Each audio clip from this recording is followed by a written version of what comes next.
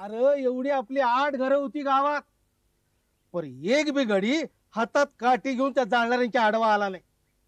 मी तवाच म्हटलं, ह्या वेळेला आमचा शंकर्या हजर पाहिजे होता, किंवा असा घरात बसून राहिला नसता. कोंडी काका, लोकांना उंच चढवायची तुमची जुनीच सवय. पण मला सांगा, तुम्ही जवानीत स्वतः एवढे नामांकित पैलवान होता, तुम्ही का नाही गेला आडवे त्या लोकांना? अरे आता थकलो आम्ही.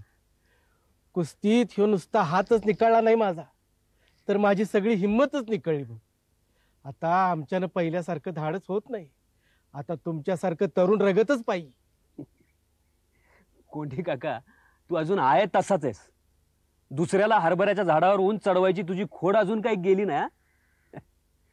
अरे पण मला सांग, बाकीचे एवढे मजबूत लोक काही करू शकले नाही, तिथं मी वेगळं काय करणार होतो रे?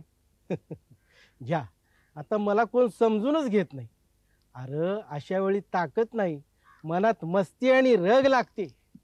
अरे कुणाचं कोण ऐकूनच घ्यायला तयार नाही. आपल्याला कुणी बी कधी बी काय करू शकणार नाही अशी सगळ्या बामणासनी घमेंड होती. पर काय झालं, कोण कुणाचं ऐकायलाच तयार नाही. अरे आखाड्यात प्रतिस्पर्धी कसा डाव करल त्याच्या तयारीत आम्ही असायचो. तसं हुशार आणि तयारीत असावं लागतं, नाहीतर शत्रू पक्ष कवा चारी मुंड्या चित करल ह्याचा नियम नाही.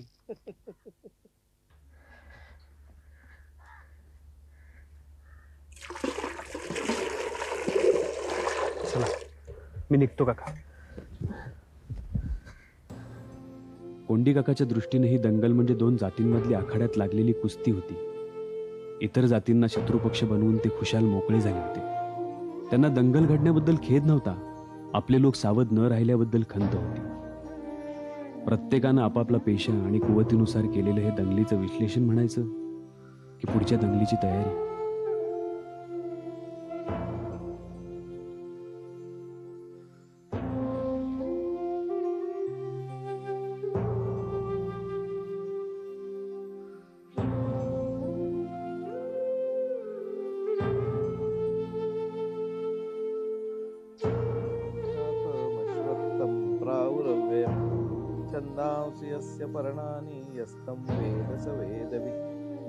आलास बाबा फजिती बघायला? पार्वती काकू, फजिती दुरून बघायची असते. मी तुम्हाला भेटायला 2 घटका इथं बसायला आलोय. नांतो न चार्दिन न च संप्रतिष्ठा अश्वत्थमेनं सुविरूढमूल मसंग शस्त्रेण दृढेन छित्त्वा. नाना, शंकर ये, बैस बैस बैस. अरे घटकाभर टेकायला मिळणं यातच खरं सुख असतं. जास्त वेळ थांबलं की गोडी संपली. आपल्या गावातलं हे जुनं देऊळ घरच्या कटकटीने त्रासलं की मन शांत व्हायला इथे येऊन घटकाभर विसावावं असं वाटायचं. जपमाळ काढावी, डोळे मिटून देवाचं नाव घ्यावं, इथला थंड स्पर्श घ्यावा, पावित्र्य अनुभवावं. बरोबरचं कुणी आलं असेल तर त्याची चौकशी करावी आणि घरची वाट धरावी. शंकर, अरे ज्या देवळात मनाच्या शांतीसाठी पावित्र्यासाठी घटकाभर विसावावं अशी मनात ओढ होती, त्याच देवळात हे असं चूल फुकत, अन्न शिजवत, कणत, पोकत, पथारी पसरून 24 तास राहण्यात काय गोडी आहे सांग. घरच्या विवंचना विसरण्यासाठी आम्हाला देऊळ उरलं नाही आणि देवळाचं स्वप्न बघण्यासाठी घरही उरलं नाही. अरे घरात देवघर असणं वेगळं आणि देवाच्या घरात हे असं येऊन राहणं हे वेगळं. कशाला त्या देवाची इतकी काळजी करताय? त्या साथीच्या रोगानं तुमची करती सवरती 4ही मुलं, माझे भाऊ गेले, मला विधवा करून टाकली. त्यात आता ही नवीन संकट. तुमच्या देवाला एकदा तरी आपली दया आलीये का? आपली घरदारं जळली, तर मग या देवळाचे चारी कोपरे चुलीच्या धुरानं काळवंडले म्हणून बिघडलं कुठे? आणि अशी काय मोठी सोय केली? म्हणायला छप्पर आहे, पण रात्र झाली की फरशी बर्फाच्या लादीसारखी चटके देते. चारी बाजूनी थंडगार वारं अंग आंबवून टाकतं. या भुजंगाचा दमा रात्रीच्या थंडीनं असा उठतो की त्याचा जीव नकोसा होतो. शेवटी घर ते घरच. घराच्या उभेची सर या देवळाला नाही. काहीतरी होईल, थोडी कळ काढा. 30 वर्ष कळ काढली रे, 30 वर्ष. नानांच्या उतरणीच्या वयाला त्यांच्यावर ही वेळ यावी. अरे आम्हाला दोघांना एकमेकांशिवाय दुसरं कोणी नाहीये. आयुष्याची 2-5 वर्ष राहिलेली असताना ते आयुष्य नानांनी या विठोबाच्या देवळात काढावं. तुला माहित आहे शंकर, गणू दयाळ आमची जमीन खंडानं करतो. उद्या त्यानं आमच्या वाटणीचा धान्याचा हिस्सा द्यायचं नाकारलं तर, आमची जमिनीवरची मालकीच नाकारली तर आम्ही कुठं जायचं? काय करायचं सांग ना? देवळातलं नैवेद्य चोरायचं की उष्ट्या पत्रावळी पळवायच्या? नाही रे बाबा, अशी वेळ वैऱ्यावर सुद्धा येऊ नये. त्याच वेळी त्या आगीत स्वाहा झालो असतो तर बरं झालं असतं. सुटलो असतो यातून. आगीत? मला नाही कळलं. आमच्या घराला आग लावून ती माणसं निघून गेली. मी आग विझवायचा प्रयत्न करायला लागलो. जय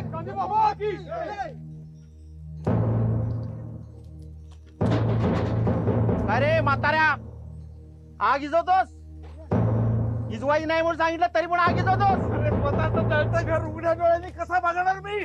पाणी मारल्याशिवाय हात थांबणार नाही. टाका रे याला. अरे टाका, टाका मला, टाका, आगीत टाका. मेलो तर जोडून सुटेन तरी मी एकदाचा. टाका मला, आगीत टाका, टाका. ए, थांबा. टाका म्हणले की लगेच टाकायला लागले. अहिंसा, हिंसा नको. गांधी बाबांनी काय सांगितलं? अहिंसा. गांधी बाबा की, गांधी बाबा की. अरे टाका, अरे टाका मला, टाका. बिहारासारखे पळून चाललाय. टाका मला, आगीत टाका. स्वतःचं जळतं घर बघण्यापेक्षा मेलेलं. नाना, नाना हो, शांत व्हा. असं काय करता? अहिंसा परमो धर्म. गांधी बाबा की जय. नाना, गांधी बाबा की जय. डोळे मिटले की पुन्हा तोच दिवस डोळ्यात पेटतो बघ.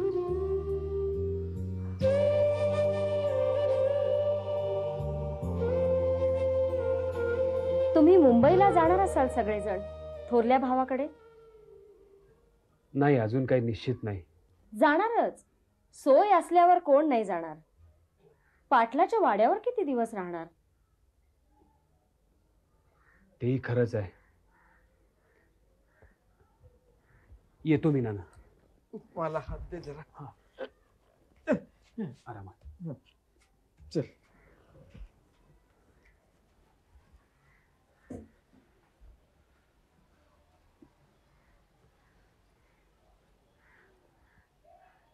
दिवसाढवळ्या हा भुजंग असा आडवा का पडलाय?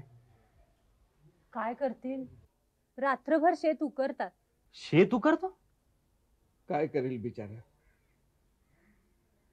घर जाळायला लोक आल्याचं कळताच पैशानं भरलेली कासंडी घेऊन भुजंगा ओढ्याकडे पळाला. गडबडीत त्याने ती कासंडी ओढ्या पलीकडच्या लोहाराच्या शेतात खड्डा खणून पुरली. खुणेसाठी दगड ठेवला आणि ते परत आले. तोवर इकडं घर जळालेलं, सामान सुमान लुटलं होतं. सगळ्याची राख झाली तरी आपली पैशाची कासंडी सुखरूप आहे या बळावर भुजंगानं पेटतं घर पाहिलं. आणि आता तपास करूनही लोहाराच्या शेतातली ती खुणीची जागाच सापडत नाही. 4 दिवस झाले रात्री अपरात्री लोहाराचं काळरान उकरत बसतात आणि दिवसा रिकाम्या हातानं परत येतात आणि वाटेत दिसेल त्याला विचारतात की खुणेचा दगड दिसला काय म्हणून.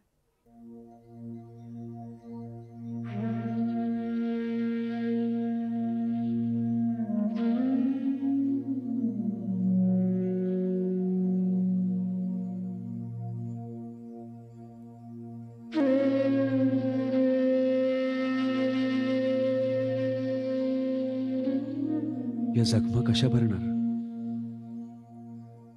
कोण म्हणायचं या लोकांना? घर असूनही बेघर, गाव असूनही निर्वासित, रहिवासी असूनही उतार करूनच जीर्ण जगणारे आणि स्वतःच धन गुप्त धनासारखं हुडकणारे, मुळापासून कललेले आणि म्हणूनच हरवलेले.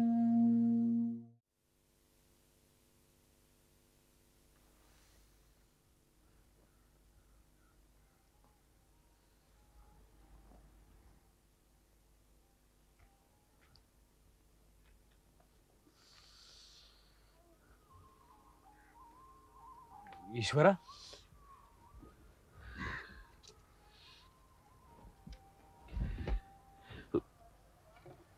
ये शंकरा, बस.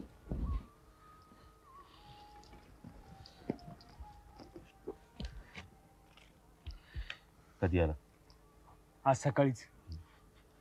तिकडली पुण्याकडची काय हालावल?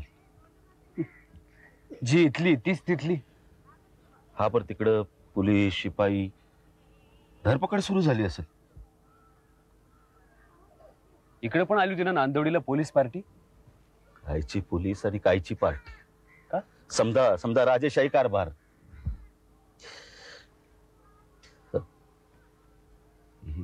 इथल्या समजा गोष्टी कानावर आल्या असतील. काही आल्या?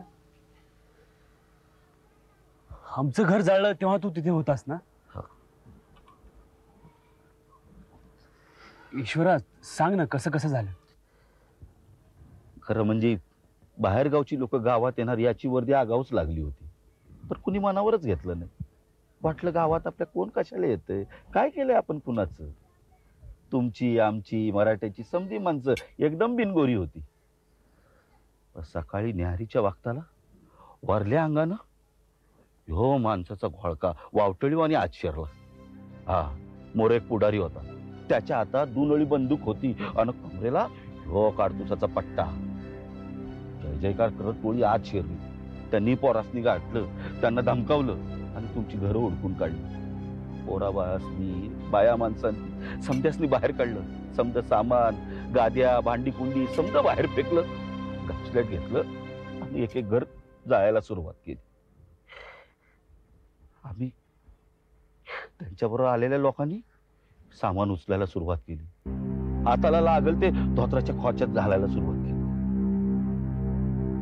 आम्ही गरीब लोक नुसती बघत उभी राहिली. आम्हाला म्हणले, बघत काय राहिला, घ्या उचला. तिखट लोक होती. काय काय सामान उचललं आणि आपल्या खोपटात नेऊन दडवलं. जे सच्चे होते ते म्हणले, पाटील आम्ही आज लुटू आणि उद्या तुम्ही आज उद्या नाही, पण आम्हाला इथं जन्म काढायचा आहे. असं म्हणल्यावर काट्यानी झोड झोड झोडलं. तर म्हणले, बघत काय बसला, उचला. अरे आता कोणाला बामणांना भ्यायचं नाही. नेलं सामान त्यांनी. काय करणार, नेलं नाही नेलं तर काट्याने झोडत्यात. आपल्या गावात लोक पण बेकाड. शंकरा भिवून सामान नेलं त्यांनी. आमचं घर जाळलं तेव्हा तू आडवा का नाही केलास ईश्वरा? शंकर गेलो नसेल असं वाटलं तुला? गांधी बाबा की, गांधी बाबा की. अरे काय करणार? अरे हो, चांगली लोक आहेत. कुठं निघालास? सासूवाडीला चाललोय बायकोला आणायला. कोट लय आवडला. हो, कोटाला हात नाही लावायचा, अंगाला हात नाही लावायचा, सांगून देतो.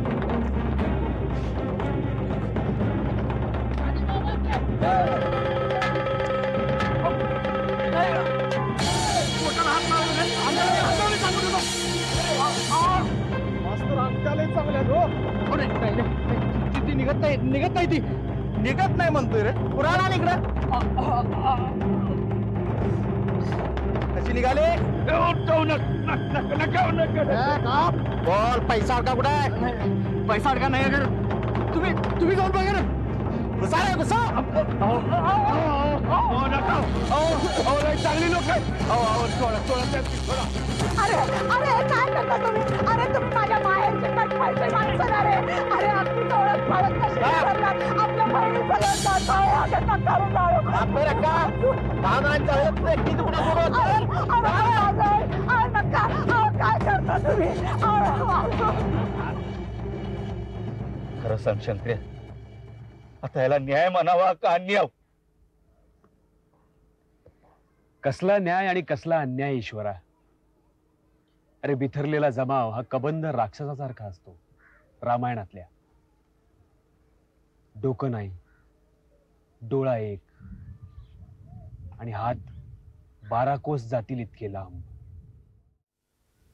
राम राम शंकर भाऊ, कंदी आला? अरे श्रीपती ये बस, आज सकाळीच आलो. शंकरा, तुम्हा घरचे देव 4 दिवस श्रीपतीच्या घरी होते बघ. हो श्रीपती. प्रसंगच वाईट बघा. माझ्या आजवरच्या हयातीत कंदीबी बघितलं नव्हतास. अरे माझं घर जळालं. अरे वाचव रे वाचव. शिरपती माझ्या देव तरी वाचव.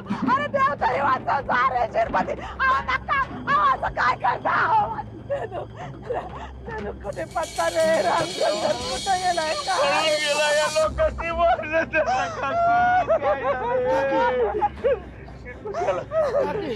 आता यांना कुठे ठेवायचं? हे तुझ्या कोपऱ्यात बामणांच्या घरात जाईल म्हणावा. आता पशा रामोशाच्या कोपऱ्यात. तुमचं देवा नाम रामोशाच्या कोपऱ्यात. अरे ने जा लवकर पळ जाणे.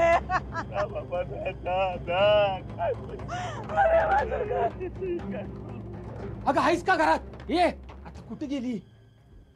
हे बघ, एखादी जागा बघून छान सारो पटकन. काकीचे देव आहेत माझ्याकडे. काय काकीचे देव आणि आपल्याकडे? आता विचारण्यात वेळ नका घालूस. काकीचं घर पेटवलं समज. या बया, देव माझ्याकडे दिले. जा जा पटकन सारो.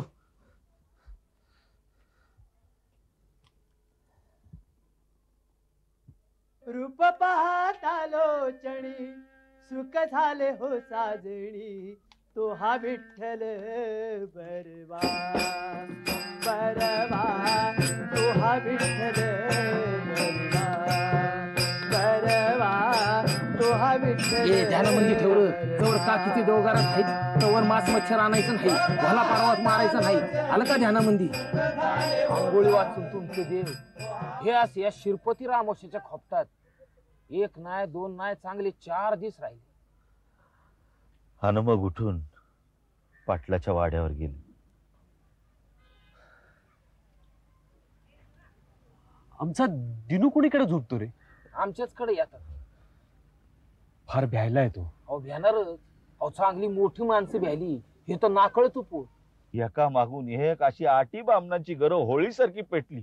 तवा या लोकांना भिवून बाया माणसं पोरं बाळ दिसल त्या मराठ्याच्या मुसलमानाच्या रामोशाच्या घरात जाऊन बसली. भ्यायलेली पुरुष माणसं टिटवी सारखी घराभोवती फिरत होती. घर तर इजवायचं पण जमलेली इजवू देणार. तुला सांगतो शंकर्या, 8 घरांना आगी लावून झाल्यावर या जाळपोळ करणाऱ्या माणसांनी गावात जाऊन घरोघरी भाकरी कालवण हुडकून काढलं आणि इथं एकत्र बसून जेवण केलं. ढेकरा दिल्या आणि भरल्या पोटानं भारत मातेचा गांधी बाबाचा जय जयकार करत नांदवडीकडे निघून गेला वाळता.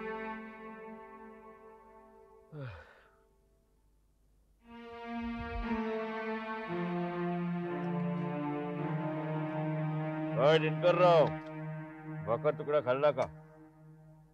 दादा, आईने जेवाय बोलवलंय. चला येतो मी ईश्वरा शिरपती.